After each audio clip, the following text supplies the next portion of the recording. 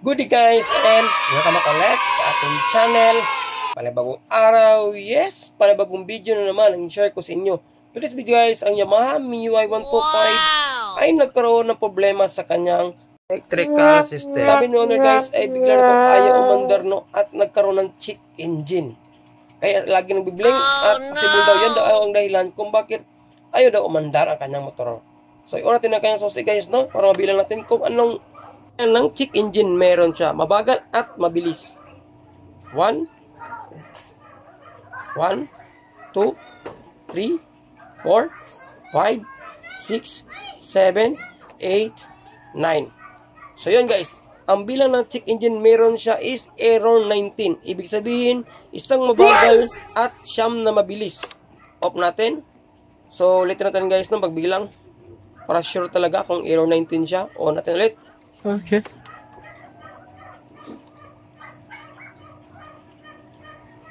1, 2, 3, 4, 5, 6, 7, 8, 9. So, confirm guys, na problema ng kanyang motor ay error 19. So, ipapita ko sa screen guys, no, kung anong ibig sabihin ng error 19. So, ngayon guys, ang error 19 ay nasa side stand, no?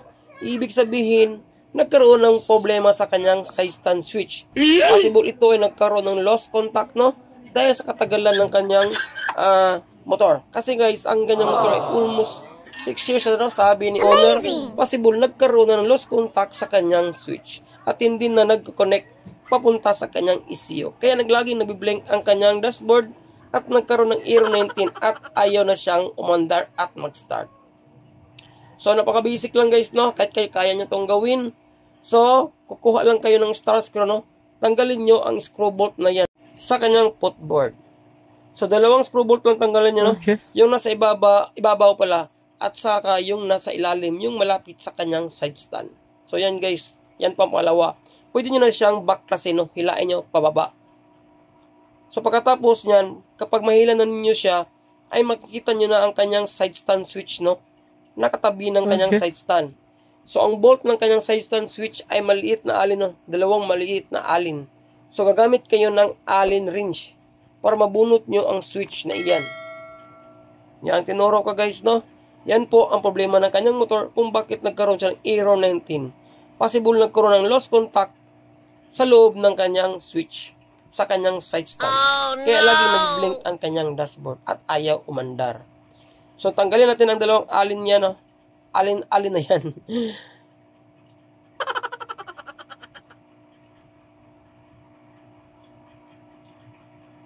So, kapag matanggal natin ang dalawang bolt na alin na yan is, pwede natin siyang hilain palabas.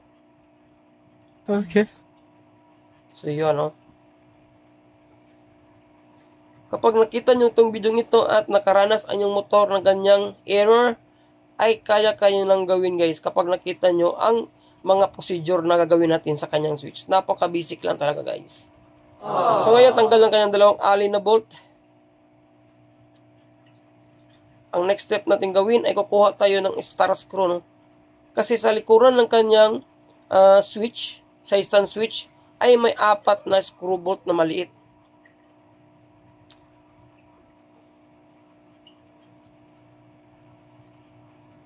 Yan. Functional pa man ang kanyang switch guys kasi nagpo-push and pull ang kanyang button, no? So yan, may 4 siya na screw bolt. Maliit na screw bolt. So tanggalin natin ang 4 na screw bolt na yan. Kasi dyan po nakalocate ang kanyang contact ng kanyang side stand switch. So wag muna kayong bibili ng switch guys, no? Kasi kadalasan nangyari sa mga switch ay nagkaroon lang siya ng dumi, no? Kalawang or molds. Dahil na rin sa katagalan ng kanyang gamit sa kanyang switch, sa kanyang side stand. So marahil is napasukan siya ng tubig or mga klaseng mga dumi o likabok. Basta yun ang naging rason kung bakit nagkaroon siya ng lost contact sa kanyang switch. So pwede na natin siyang buklatin. Yan po ang kanyang contact guys, no? Yan po ang dahilan kung bakit naglo-lost contact at ayaw at laging naka error 19 ang kanyang dashboard. So kapag kapag nagko-connect ang dalawang yan, ay hindi yan darang ating motor, guys. Dapat nakahiwalay yan, no? Yun. Kapag tinulak natin siya, at naka-off ating side stand, ibig sabihin, naka-on ating side stand, ibig sabihin, wala siyang connection, guys. At aandar ang ating motor. Kapag naka-off naman ating side stand is, nagko-connect silang duha. Ibig sabihin is, hindi aandar ang ating motor. Yun. Yung position niyan is naka-off ang ating side stand. So, ibig sabihin, nakabuka ang ating button. So, ang gawin nyo is, kukuha lang kayo ng liha, no? Linisin nyo lang ang kanyang bronze hanggang ito ay kumikinang at nawala na yung kulay itim-itim niya. Yun kasing dahilan kung bakit nagkaroon siya ng loss of contact. So, nakabasic na natal, guys. No need nang pumunta sa mga shop. Kapag nakita nyo ang video natin na ginawang ito, yun, di ba? Malinis na siya. Okay, nice. Meron siya mga itim-itim na nakakapatong, no? So, next naman na gawin nyo, guys, ay bunutin nyo ang kanyang bronze na yan na contact sa ilalim. Yan parang plate. Yun, no? So, yun. Meron siya mga itim-itim sa taas. Ang gawin nyo is lihain nyo lang siya hanggang sa lumalabas yung totoong kulay niya. Napaka-bronzy. Yan. Napaka-basic ng guys. Kahit kayo kaya nyo mag-DIY. Okay. So, kapag katapos yun siyang malinis na ibalik niyo siya sa kung saan siya nakalocate. Merong maliit na spring dyan sa ilalim. Kasi yung maliit na spring, yun ang nagtutulak ng contact natin sa kanyang board. Dapat hindi yun nawala, guys. Kapag wala yung spring, hindi yan nagbabounce-bounce. So, ibalik na natin siya, no? Kung paano natin siya tinanggal, yun din ang paraan kung paano natin siya ibalik. Kapag pinindot natin siya, ibig sabihin, naka-on natin, naka-off ang ating, naka-close ang ating side stand is, aandar ang ating motor at mag-start siya. Kapag naka-open naman natin button, doon siya nagko-connect ang dalawang linyang iyan. No? Diba? Klaro ba, guys? So, yun, ibalik na natin ang kanyang board, no? At ibalik na rin natin ang 4 na screw bolt sa likuran. Noon lang po kadali kung paano ayusin ang side stand switch kapag yung motor ay makaranas ng ganitong senaryo. So yan, guys, medyo nabaliktad yung clip niya, no? Yung plate pala. So yan, balik na natin yung 4 na screw bolt. Siyempre, napaka-basic lang kasi tandaan nyo lang kung ano ang paraan nyo pagtanggal ng 4 na bolt. Ganon din ang paraan kung paano nyo siya ibalik, guys. Basta tandaan nyo lang trabaho nyo. Kaya kapag kayo ay baguhan pa lang sa pagbabaklas ng kanyang side stand switch. So yun, nabalik na natin yung 4 na bolt, 4 na screw bolt pala. Yung isa is nakalimutan natin, no? Nahulog pala. So hanapin mo lang natin. So yun, nakita na natin yung isang screw bolt natin, guys. Kompleto ng 4 na bolt. Dito na natin matatry at matest kung naging tama ang ating suspitsa at tama ang paglinis natin sa contact na kanyang side stand switch. So yan, yung switch na yan, guys, ay naka-open, no? Ibig sabihin, naka-connect ang ating dalawang linya sa ating side stand switch. At naka-opposition naman ang ating side stand. Bali, naka-close siya, no? Pag nakatulog naman ating switch, ibig sabihin is naghiwala yung dalawang linya ng ating switch at kaya ayaw siyang umandar. Bali, naka-open position naman ating side stand at nakalapat sa simento. Okay. So yan, guys. So ang importante is ma-check natin kung nawala na ba yung kanyang error. So yan, no? Okay. So on natin ang kanyang susi. So yan, guys, umilaw ng kanyang indicator ng kanyang check engine. Check natin.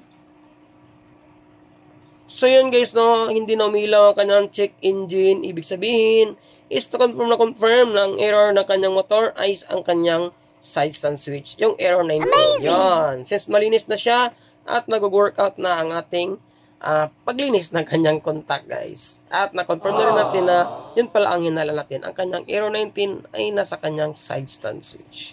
So yun, no? So kapag na okay na yung error 19, guys, automatic aandar na ang ating motor. Kasi nawala na yung mag-blank post na kung bakit ayaw siyang umandar. Siyempre, balik mo natin sa kanyang kalalagyan, no? Saka natin, try natin pandarin ang kanyang motor. Kung naging okay na ba ang kanyang switch. So, balik lang muna natin siya. So, yun pa rin, no? Dalawang alin bolt pa rin ang tinanggal natin. So, yung dalawang bolt ang ibabalik natin sa kanyang kalalagyan. Yun lang, guys, no? Kahit napaka-basic lang ang ginawa nating video at sa pananaw nyo ay malaking tulong ito sa pagresolba ng problema ng inyong motor, ay sana hiningi kayo pag-like at subscribe sa ating YouTube channel kung ikaw ay ngayon ang nagawin, no? At siyempre sa Facebook page kung ito ay napanood mo. Yan lang. Maraming salamat. Okay na ating switch, guys. At siyempre, ibalik na natin sa kanyang kalalagyan. At ngayon ay check na rin natin ang kanyang dashboard, no? At para matry na rin natin mapaandar ang kanyang motor. So yun, dinouble check ko lang kung nag-function ba ng tama kanyang switch. Kapag ito ay naka-off at saka naka-on ang ating side stand. Kung ito ba ay nakabubuka or hindi. Possible kasi is hindi siya gumagana ng tama. So yun guys, on natin kanyang susi. So yun, check natin ang kanyang dashboard uli. Yun oh, wala nang check engine at naging successful na ating pagtrabaho ng kanyang side stand switch.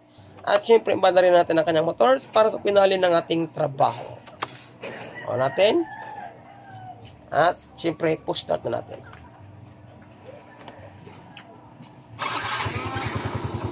Yun, mandar na kanyang motor. Success.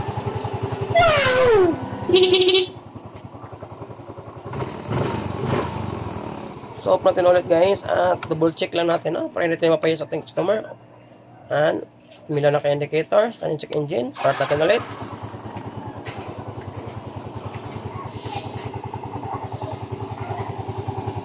Yun, mandar na, no?